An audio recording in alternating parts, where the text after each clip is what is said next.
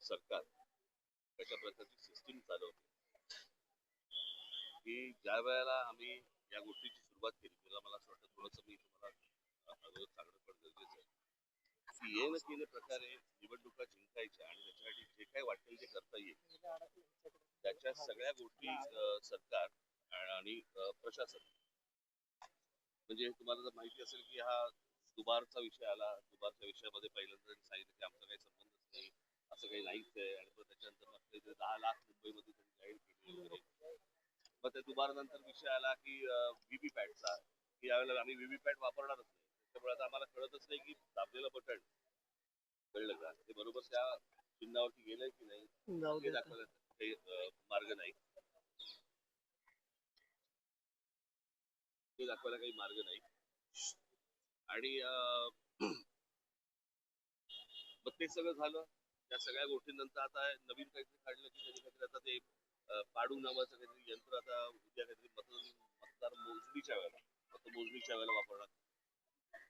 म्हणजे विरोधी पक्ष वगैरे या नावाची काही गोष्ट ठेवायचीच नाही दुसऱ्या पक्षाने निवडणुका लढायचीच नाही सरकारने ठरवायचं की कशा प्रकारे निवडणुका जिंकायच्या जे त्यांनी विधानसभेच्या वेळेला केलं ते आता हे सगळं करायचा प्रयत्न करतायत होऊ देणार नाही तो भाग वेगळा परंतु आता हे मशीन आणलंय हे मशीन कोणत्याही राजकीय पक्षाला दाखवलेलं नाही तर हे मशीन आणल्यावरती त्याचं क्लॅरिफिकेशन त्याची स्पष्टता ही निवडणूक आयोगाला द्यायची ते देत नाहीये मागितल्यानंतर पत्र पाठवल्यानंतर पण ते देत नाहीये आणि आज तर अजूनच वेगळं काहीतरी की बाबा आजपर्यंत ती एक लावली जायची बरं का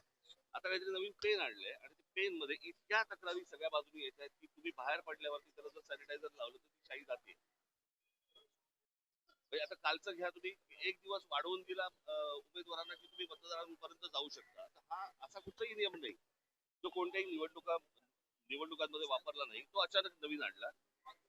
ते परत ते कशासाठी पैसे वाटायला संपूर्ण प्रशासन हे सत्तेसाठी कामाला लागलेलं आहे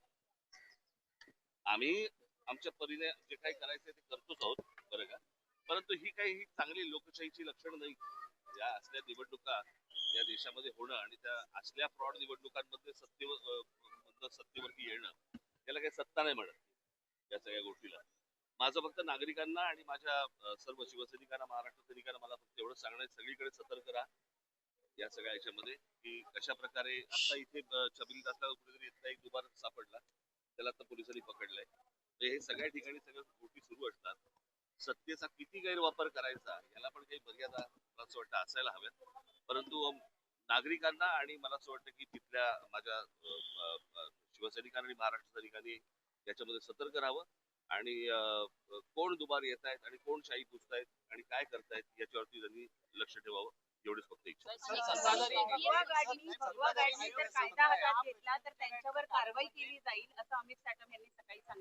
प्रश्न अमित साटमने या गोष्टी बोलू देत आता कळलं का आज निवडणुकीचा आज मतदानाचा दिवस आहे आम्हाला जे हवं ते आम्ही करू निवडणूक आयोग असं म्हणते की 2012 पासून मार्करचा वापर केला जातोय मार्करचा आम्ही आजपर्यंत शाही लावली ना तू काय लावलं शाही मग तुझं बोर्ड बघणारच का निवडणूक आयोग